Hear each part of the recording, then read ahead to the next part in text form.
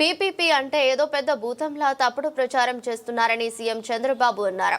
ఈ అంశంపై అసెంబ్లీలో సీఎం మాట్లాడుతూ పీపీపీ అనేది ఆర్థిక సంస్కరణలో ఒక భాగమని, అనేక రంగాల్లో పీపీపీలు వస్తున్నాయన్నారు. సంపద సృష్టి జరిగిందని, తొందరగా అనుకున్న ప్రగతిని సాధించడానికి ఉపయోగపడుతుందని చెప్పారు. యూపీ, ఒడిశా, జార్ఖండ్ రాష్ట్రాలు పీపీపీ పద్ధతిలోనే మెడికల్ కాలేజీల నిర్మాణం చేపడుతున్నాయని పేర్కొన్నారు. పీపీపీ పద్ధతిలో చేపట్టిన జేగురుపాడు విద్యుత్ ప్రాజెక్టును ఇటీవలే ప్రభుత్వానికి అప్పగించారని, ఇది పీపీపీ విధానమని సీఎం చెప్పుకొచ్చారు. ఆస్తి ప్రభుత్వానిదే, కేవలం నిర్వహణ మాత్రమే ప్రైవేటు వాళ్ళు చేస్తారని స్పష్టం చేశారు. ఈ రోజు మీరు చూస్తే దిశ ఎందుకు పీపీపీ, ఇది ఈ రోజు వచ్చింది కాదు. పీపీపీ అనేది మనకు ఆర్థిక సంస్కరణలు వచ్చిన తర్వాత ఈ పీపీపీ అనే దానిపైన ఒక రోడ్డు, ఒక ఎయిర్పోర్టు, నవేడేస్ ఒక కాలేజ్, లేకపోతే ఒక టెలికాం, పవర్ ప్రాజెక్ట్స్, ఎవ్రీథింగ్ వచ్చే పరిస్థితికి వచ్చే అధ్యక్ష. దీనివల్ల ప్రైవేట్ సెక్టర్ ఎఫిషియన్సీ వస్తుంది. ఎందుకు ఇండియాలో మనం ఒక్కసారి చూస్తే స్వతంత్ర భారతదేశంలో సోషలిస్టిక్ మిక్స్డ్ ఎకానమీకి వెళ్ళాం కాబట్టి ప్రభుత్వ పెట్టుబడులు పెట్టిన పెట్టుబడులు ఫలితాలు రాలేదు. ఎప్పుడైతే ఎకనామిక్ రిఫార్మ్స్కి వెళ్ళామో ప్రైవేటు వ్యక్తులు వచ్చారు, పెట్టుబడులు పెట్టారు, సమర్థవంతంగా చేశారు, దానివల్ల సంపద సృష్టించారు, దేశానికి ఆదాయం పెరిగింది. ఈరోజు సూపర్ జిఎస్టీ, సూపర్ సేవింగ్స్ వరకు వచ్చామంటే ఆ సమర్థతలో ఫలితాలు ఇవన్నీ వచ్చాయి, ఎకనామిక్ రిఫార్మ్స్లో ఫలితాలు వచ్చాయి. అందుకే అధ్యక్ష ఈ ప్రాజెక్టులో 3,700 కోట్ల రూపాయలు మనకు సేవింగ్స్ వస్తాయి. ఇంకొక పక్కన 500 కోట్ల సంవత్సరానికి operational management, quality health care improve అవుతుంది, మెడికల్ ఎడ్యుకేషన్ ఇంప్రూవ్ అవుతుంది. మనం ఒక్కరమే కాదు, దేశమంతా ఒక దారిని పోతే వీళ్ళు ఒక దారిని పోతూ ఉంటారు.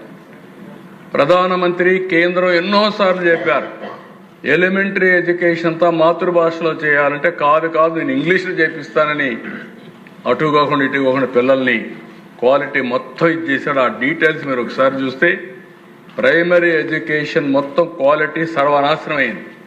14-19లో బెస్ట్ క్వాలిటీ ఎడ్యుకేషన్ ఉండే రాష్ట్రం ఇటీవల కాలంలో అన్ని స్టాండర్డ్స్ కిందన పడిపోయే పరిస్థితికి వచ్చాయి.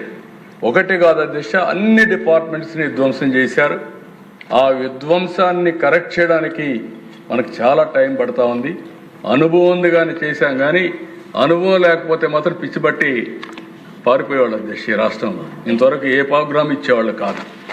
ఈరోజు యూపీలో ఇచ్చారు, ఒరిస్సాలో, జార్ఖండ్, ఒకటి కాదు దేశం మొత్తం పీపీపీ మోడల్లో కాలేజెస్ ఇచ్చారు, ముందుకు పోతున్నారు. కడాన అధ్యక్ష ఎడ్యుకేషన్ సెక్టర్ అయితే IIT Chennai, IIM Udaipur, IIT Nagpur, infrastructure అంతా వయా పీపీపీలో పోయే పరిస్థితికి వచ్చారు. అంటే ఆ కాలేజీలని ప్రైవేట్ ఇచ్చేస్తారా? ఈరోజు ఒక మోడల్ కింద సంపద సృష్టించాలి, ప్రజలకు మెరుగైన సౌకర్యాలు కల్పించాలి, తొందరగా అనుకున్న ప్రగతిని సాధించాలంటే పీపీపీ తప్ప వేరే మార్గం లేదు. నేను సీఎంగా ఉన్నప్పుడు పీపీపీ కింద జేగురుపాడు పవర్ ప్లాంట్ జీవీకి ఇస్తే అది పూర్తి చేసి మొన్ననే తిరిగి రాష్ట్ర ప్రభుత్వానికి అప్పచెప్పారు. అది మోడల్ ఆఫ్ పీపీపీ అని చెప్పి కూడా మరొకసారి తెలియజేస్తున్నాం. ఆస్తి మనది, వాళ్ళు మేనేజ్మెంట్ సమర్థవంతంగా చేస్తారు.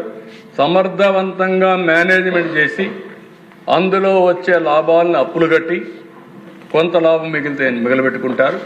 33 ఏళ్ళ తర్వాత మనం ఇచ్చిన పీరియడ్ ప్రకారం తిరిగి ఆ ప్రాపర్టీ గవర్నమెంట్ తప్ప వాళ్ళది కాదని చెప్పి కూడా నేను మీకు తెలియజేస్తున్నాను. ఇంకా డెవలప్మెంట్ అన్ని చేస్తూ వస్తారు.